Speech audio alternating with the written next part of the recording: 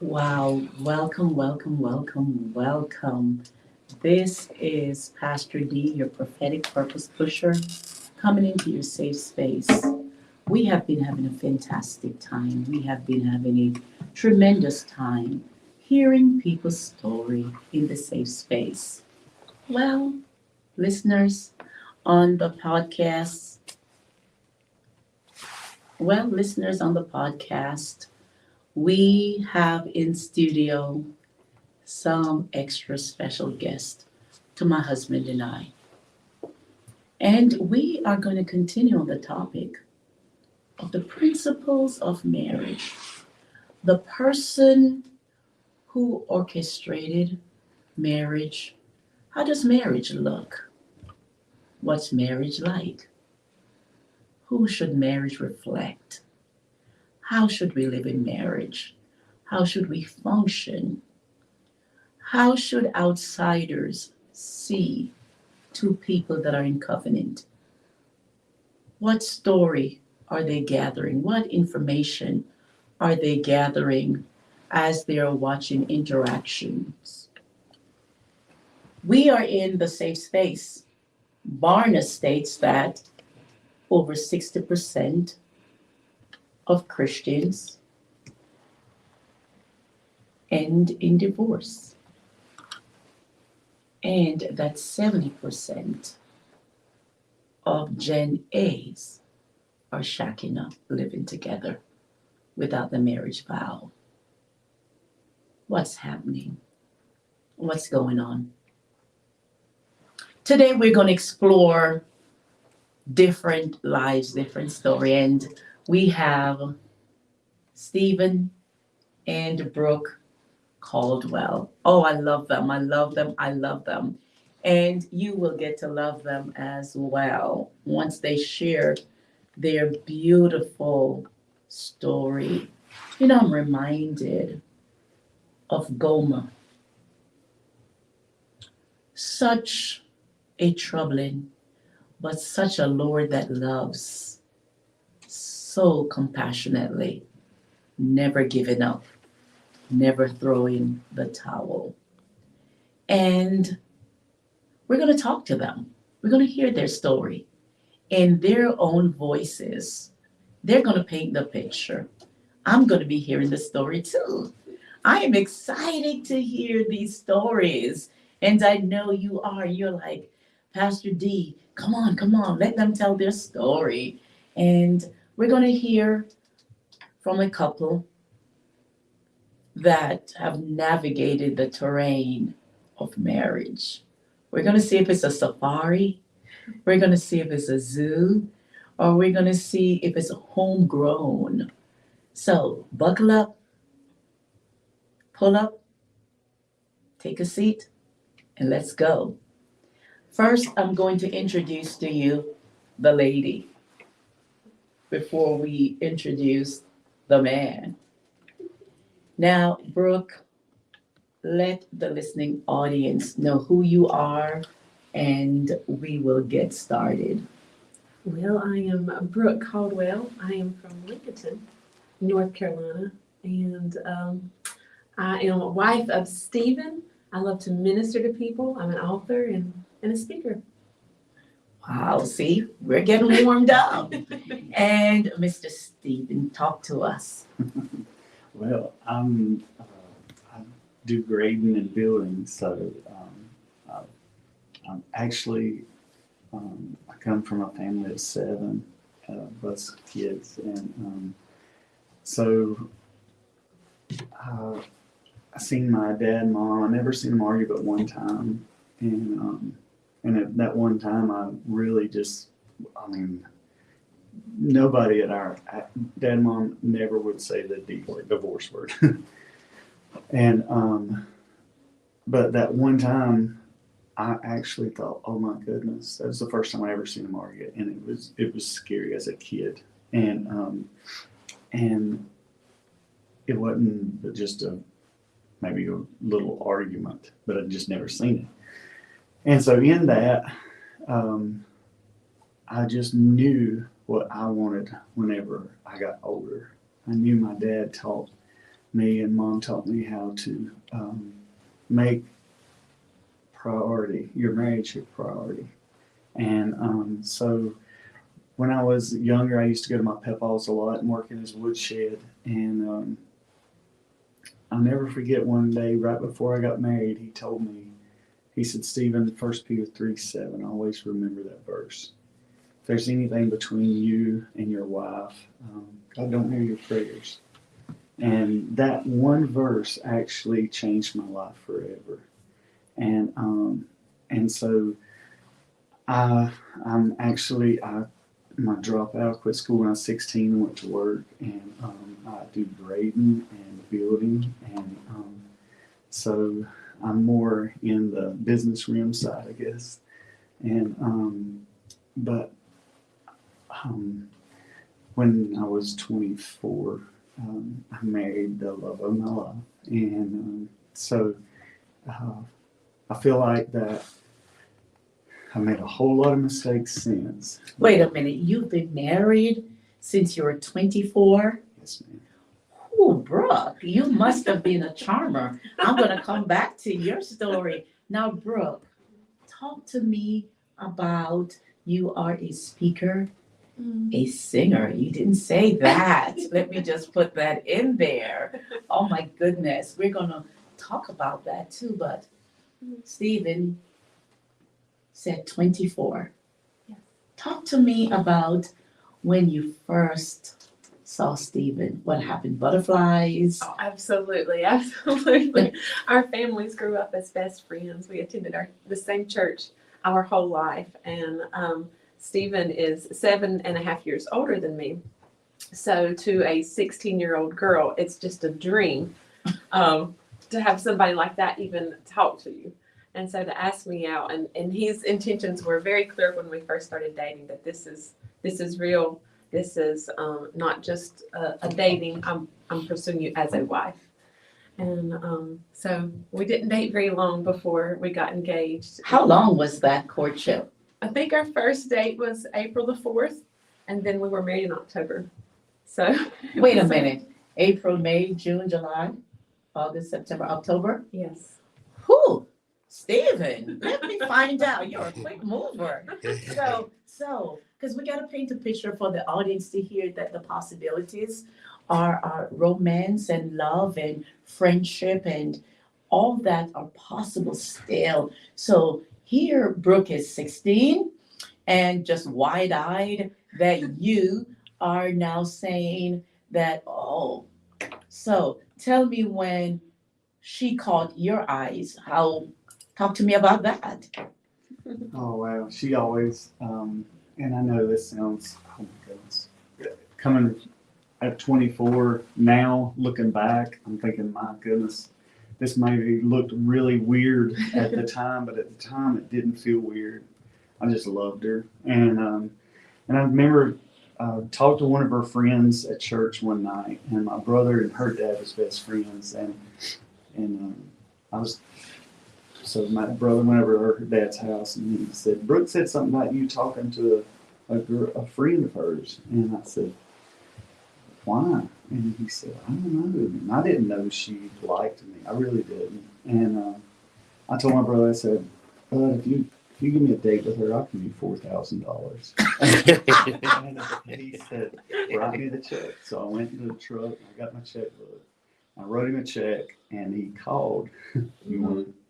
Yeah, come on, fill in the story. Whoa, I love this.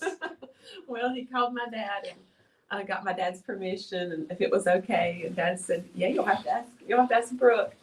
And so he did. He called me that week, and he had said he wrote out a list of things to talk about. So he would know what to talk about. After about 30 seconds, I ran out of things to talk about. And so I was so nervous to talk to her, and I was never nervous to talk to a girl. I never was. But there was something I knew I just didn't want to mess up. And I just knew with everything in me at that time, I just knew that I loved her. And I couldn't say that because now looking back, it looks like I was maybe a child, whatever you call it. Whatever you call them people. But, Yeah. at that time, I just knew I did. And so we talked, and our first date, I took her to a praise team. What? Not praise team. All All Praise. praise. It was a place, a bunch of churches got together in our community, and they had singing. And so it was a lot of churches come together at our Yeah, our convention. community center. Community center, and I took her to that. And I guess about a couple months later, I went down. Me and her talked about getting engaged. Wait. So this is a beautiful love story. And so you're 16. Are you finished with high school by then? No, I'm still finishing school. So you're finishing school. Yes. And now you're presented with the man of your dreams. Yeah. And I mean, he's senior to you in that time, right? Yeah. And he's pursuing you. You knew his family. He knew your family. So he wasn't really a strange person. And you are in love. I mean, who wouldn't be in love? I mean, look at the beauty here sitting next to me, right? And so you made a list of all the things you're going to say in 30 seconds, not a minute. You were done. 30 seconds. You ran out of words. You were just in awe of her, right? You just couldn't keep your eyes off of her. Because, I mean, I still see the look. And so you took her to a church event. I love my church people. And so you took her, and you didn't think that's strange No. because you grew up in the church. Right. Yes. Yes. We both. I tell people I don't remember a time where I didn't know who God was, and I don't remember a time I didn't know who Stephen was. So it was just the familiarity of everything. Oh, I love that. Yeah. Oh, that is so precious. I love that. Okay, so continue. So it's a couple of months, and your dad gave you 1 Peter 3. That's my papa gave me that. You okay? And so I actually, without my dad's permission, we had a really pretty field down in the bottoms. It was close to the creek. And so I took the tractor, and I went down with spray paint, and I made each letter 30 feet wide and 50 feet high. And I took that. Oh, you're romantic. I mean, to me at first you seem so laid back. Okay, go ahead. I took Dad's tiller. It goes on the back of the big tractor, and I tilled out every letter, Brooke, will you marry me? And then in the other field, it was grown up, so I took the bush hog and I wrote on the windshield, Brooke, I love you. And I followed my eyes out with a bush hog. And so I went and got her, and I had a friend who had an airplane, and he took us up, and I proposed in the airplane over the field. Wait a minute, we are into proposing. We just met. Sorry. No, that's okay. No, so we just met. So you liked him once you went out to this church event. Yeah. So tell me, because you're 16, you're still in high school. He's already finished high school. I mean, this is a familiar ground. All the families know each other. This is a small community. And this handsome fellow over here caught your eyes. At 16, what are you thinking? Probably just much like a 16-year-old. You just you're just in love, or what you think is love. Yeah, you just want to be together. You realize, which Stephen was very mature, so he had a plan and a vision in mind. A 16-year-old, I don't know how far I actually could see ahead. I just knew I loved being with him, and I knew he looked after me. He protected me, and I would notice that in every situation that he was watching out for me. He was my protector, and I've never had that in this kind of relationship before. And so that was something I was valuing. I saw how he valued me, and so I was learning to value myself through his eyes. And you always will live up to what people think of you, what people see of you. And I had great parents who spoke life into me, but to have another relationship who was also doing that, God was surrounding me with people who were going to speak identity into my life. And so now he's done all that Yeah. romantic thing. Oh, I love that. And he brought you up in an airplane, and did you know what was going to take place? I had a sense. Stephen's he's not very good at surprises.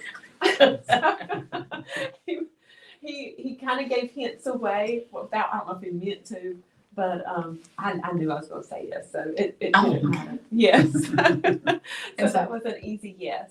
Okay, easy, yes. Mhm. So Stephen, look at you. I didn't know you had that in you. So Stephen, so now you did all that so romantic, so thoughtful, with such care, Mhm. and you were willing to give your brother like $4,000. Man, you're holding the bag. I'm glad I know you. And so now you propose the love of your life. You are all in. How long after you got proposed? Talk to me about the courtship to marriage.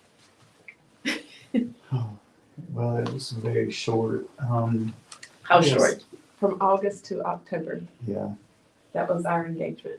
yeah. So because, can I? Yes, go ahead. So because we were raised in church, we knew it was wrong to have sex before marriage. Okay. And so in our brilliance, we decided we would secretly get married. That way we wouldn't be breaking God's command of no sex before marriage. And didn't realize what we were also planting seeds of just a lot of other hurts that we didn't know we'd have to navigate through. So in our minds, we would get married, not tell anyone, still go through with the wedding a year and a half later when I turned 18. And when you get married, you don't realize a covenant takes place and God does something also spiritually as it is happening physically. So we were joined together as one. And so when he would have to drop me off at my 10 o'clock curfew when we were married, it began to get a little more difficult. Oh, sneaky, sneaky. I love this. Oh, so, man, this is amazing. Because now you guys want to honor God's word. You guys knew that you wanted to spend eternity together. I mean, at 16, it looks like a long time, right? Eternity together. So you covenanted together and you decided, I don't want to break God's law. And in not breaking God's law, we wanted to be together. And so now you're navigating all this, the changes of we're husband and wife, but we can't tell anybody, right?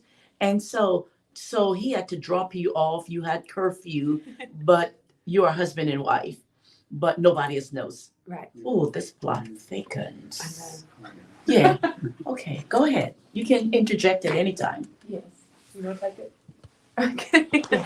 So, like I said, the plan was to wait till June of the next year after I graduated to have an official marriage, and then we still had God in the middle of this. And honestly, when you're walking this out, hindsight's 2020, but when you're walking this out, we really were wanting to honor God, but at the same time, we realized the deception with our parents.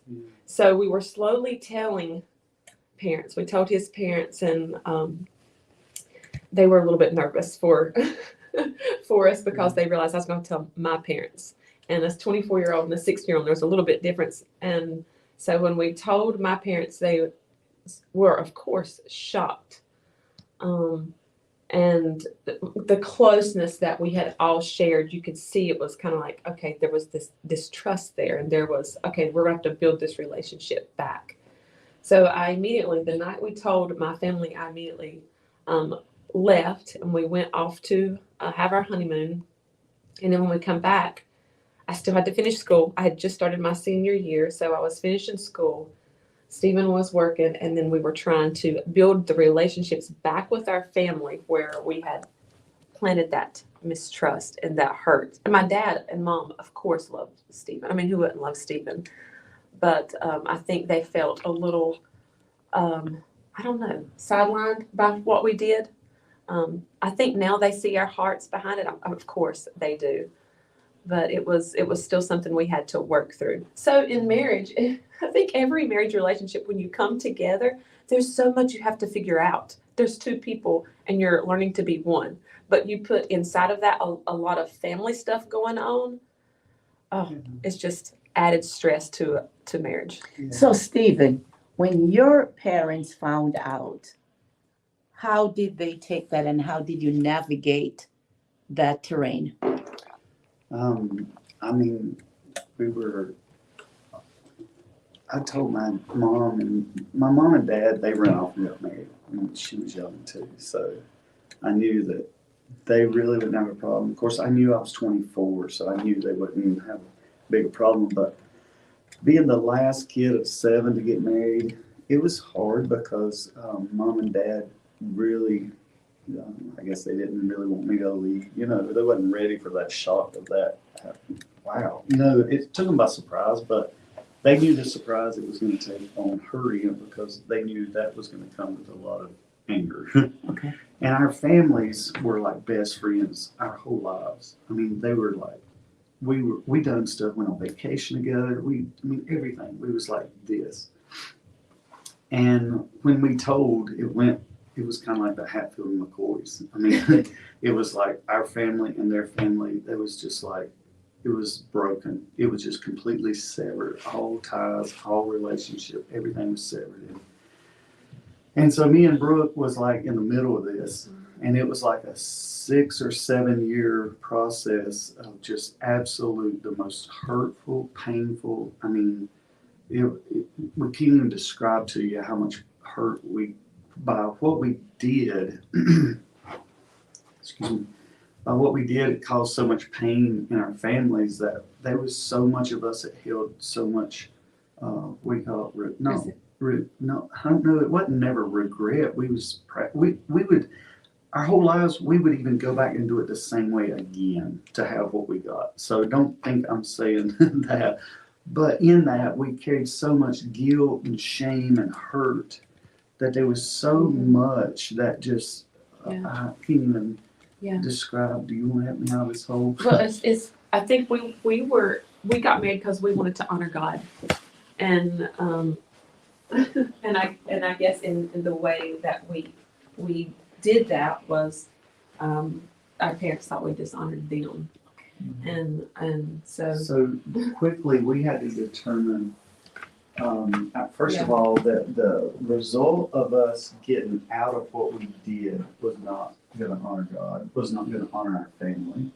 So it actually grew our marriage to such a level and a commitment to such a level that there was so much depth that me and her grew and learned in our marriage. Well, wait a minute. So so here we are, and this close family, right intentions, just wrong response. Mm-hmm. And so there's a lot of remorse and a lot of anger and feeling betrayed, like, okay, we wanted to partake of this. We didn't stop this, so this, you springing this on us is like, yes, we knew it would come. We didn't know it would come like this. Yeah. And it's not lack of love, it's the regret of not partaking of all this beautiful leading up to. Yeah. So they might have felt cheated. Yeah. So here, your family's feeling cheated. You're still needing to finish high school. You're sure you have, your family, your mom and dad could quickly understand because they had went away and got married. So that was an easy reconciliation. But on your part, being the female, being the young girl with hopes and dreams, and wait a minute, I didn't get to walk my daughter down the aisles, those traditional things, even though we're valuing God, God is all the way up here, and we understand our hearts are wanting to connect forever, whatever that looks like. But here are families that have participated in all aspects, and now they don't get the joy of that. So navigating that for 6 years of, okay, here. So how did you transition to coming together, living together? Now everybody knows you're still in high school and you have to finish high school. You're working, you're 24, and you want your bride to be with you always, because from you saw her, that was your intent. And of course, honoring God is always premium. It's the top of the list. But we have these family dynamics that we can't get away from. We can choose a lot of things, but our families, unfortunately, the family you're born in is a family you die in, right? Because that's God's intent. So how did you move from, okay, I'm in high school, but I'm married. How did you navigate to moving into a home to start living together while reconciliation is in the making? Well, I think the first thing we had to decide was we're committed. We're, no matter what happens, no matter how hard this gets, we're not giving up on each other. And so, because we were both raised in a Christian home, we knew God had to be the center of it. We really didn't know what that looked like when you're leading a home versus just a child at a home. It looks totally different. So you have to make the commitment. Okay, we've got to get up. We've got to read. We've got to put God first. Even in this hurt, even in this brokenness, we're going to do this. And so I think the first thing we had to decide was we're committed to each other. And then when you realize I'm on your side and you're on my side, you can face anything. You know somebody's got your back. And we understood, to an extent, the hurt that we had caused our parents. And they, like you said, especially mine, who felt maybe robbed of things that they wanted to participate in. And in hurt, you say and you do things that you regret. And I think we just had to see through eyes of grace and understand that we put them in a bad situation. And so we just, and realized we wanted it to happen so fast. We wanted reconciliation so fast and things to go back to the way it had always been. And that's not the case. It takes time to build trust back, to build that relationship back. So, when did you guys started living together in your own space? How long did that take? So here you are. You have two things going on. You have joy of being with the man you love, right? But then there is that undercurrent. Yeah. Where trust is broken, and trust now takes time, and you can't leave that. You know, you have to make steps towards it. Each person have to step one step forward until you come to a meeting ground. And so that took a while for your parents. I can't even imagine as a daughter, you know, I have daughters too. I just, you know, right now currently, I have daughters. So I'm thinking if my daughter came to me and said, Mom, I married the love of my life. Wait, what? Excuse me? You want to put who first, God first? I can just imagine, me being Jamaican, a believer too, I would have some choice words. Like, let me, who is he? Okay, who did this to my daughter? Who is he? So, you know, I'm taking your parent side now, right? Being a mommy with daughters, I'm like, he did what? Y'all did what? When? How? And cheated me? I didn't get to pick out the dress. Can you imagine as a mom? Because my daughter, one of my daughters, we have daughters that have gotten married, and we just had a recent one, and I got to go to the dress fitting, you know, and she twirled around, and you know, that's such a moment. You know, you even want to steal it because you're like, no, pick this dress, you know, you try to push. So I can just imagine mom not liking Stephen, right? That's not it. The thing is, you guys deceived us. You guys went ahead of us. You guys could have talked to us. We could have arranged some stuff. We could have walked through this process. And now this is taken away from us. And so now you guys are committed. Like, we're going to put God first, no matter what. We're together. We are now one. We're joined. We love one another, and we have family dynamics. And so, when did you moved out of your home into Stephen's home, or how did that work? No, we had there was a house on his mom and dad's property that his brother had moved out about a year earlier. So it took us about 2 days to get it ready to move into. And so we moved into that right after we got back from our honeymoon. Okay. So not long. So life starts.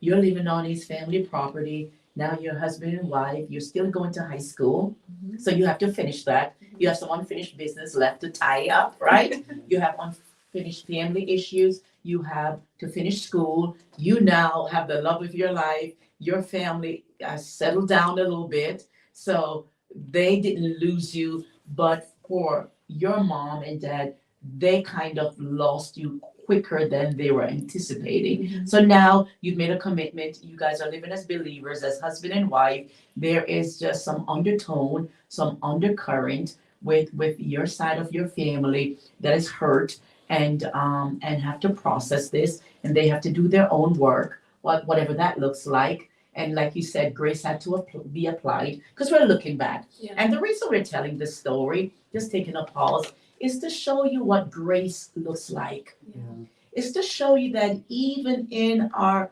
mess up, even in our mistakes, even when trust is broken with humans, even when that is happening, once you put God first, we're just talking about a journey of a beautiful story that they decided from the beginning that we are committed. And so the story continues. You're living together and now you're married. You're finished high school. Mhm. And so talk to me about living as husband and wife. Was that all the things that you had hoped to be? Because remember, you're young, you are bright-eyed, they call it, and bushy-tailed. I mean, you're an idealist. I mean, a Cinderella got a prince, but now you're living with the prince. How difficult was it to transition from a girl who is googled-eyed, a girl who is enamored, a girl who believes she's in love, wanted to cut covenant with him, got the proposal of your life, and he's just excited, ran out of words after 30 seconds. But he's committed, he's serious, he wants you. How difficult the first year was when you guys came together, even though you guys were believers. I think the first year was difficult. Yeah. You don't realize it's difficult because you have nothing to compare it to until you're married longer and you're like, wow, this is marriage? I thought that was marriage. And I remember writing in my journal, we're getting along so well. We haven't argued in 2 days. But I didn't know what to compare it to. And I was finishing school, but I was also playing sports, and it was just a lot on top of keeping his business going and cooking and laundry. Wait a minute, you're cooking. So you knew how to do, wait a minute. So you have the bulk of, so now you're coming in new, right? Your family is, right? They're trying to navigate this terrain. So they're over here navigating. You're in the same community. Yes. So they're seeing you now living as a married woman, going to school, still playing. Were they still coming to your Oh, games? yes. Oh, Absolutely. okay. So that part they were participating, but the other part was like, I don't know about all this. So now you're married, you're going to school, you're finishing high school, you're cooking, you're doing what you think a perfect wife should look like. Yeah. Yes. Yeah. How did that work for you? It was tough. It was tough. Yeah. Yeah. Now, when I say I was cooking, it's not that it was good. I was attempting to cook. Okay, I can get that. You're 16. Mom was cooking all the time. I know. And so, and our family, like my mom and dad, we were all still trying to make it work, but there was so much tension. It was not the same. And we all knew it, but we could see that we were all trying. Yes. Yeah. There was just a lot of hurt there that we had to get over. And you could see us all, and there's a verse that comes to mind that God looks at the intent of the heart. Yeah. And sometimes we take that in the wrong context, like, well, you thought you were doing good, but God saw that was a selfish motive. But in what we were doing, God saw the intent of our heart was to honor him. And so he's so kind that he'll honor that, and he'll also bring reconciliation where there needs to be reconciliation. Yeah. And like you said, if you don't apply the grace of God on your life, you will live in so much regret, because of course there's things that we wish we'd have done different. But like Stephen said, the outcome of the deepness of how our marriage had to take those roots and go down deep and into God. And it made us strong together, but it made us strong in the Lord. Yeah. I mean, the Lord was the only way out So Stephen, Because- I know, but now that you have your wife, you running your business, right? And you see the difficulties. How were you able to navigate this? I mean, were you on the top of the world like No, it was the most, probably, I used to be a very confident person. And it like, how would you say, it just not demoralized, what's the word I'm looking for? It kind of just, it was the most humbling thing because I'd seen what my actions caused. And I don't even know if I should even go this far or not. it's your story. It's But- your story. But the problem is whenever we got married, I mean, there was so much bitternesses in my family and her family towards it was a mess. And I knew that her dad, I mean, it was no secret. He actually joked, but I think it was more than a joke, saying, he wanted to kill me, I mean, really. Like I said that too. That's the human response.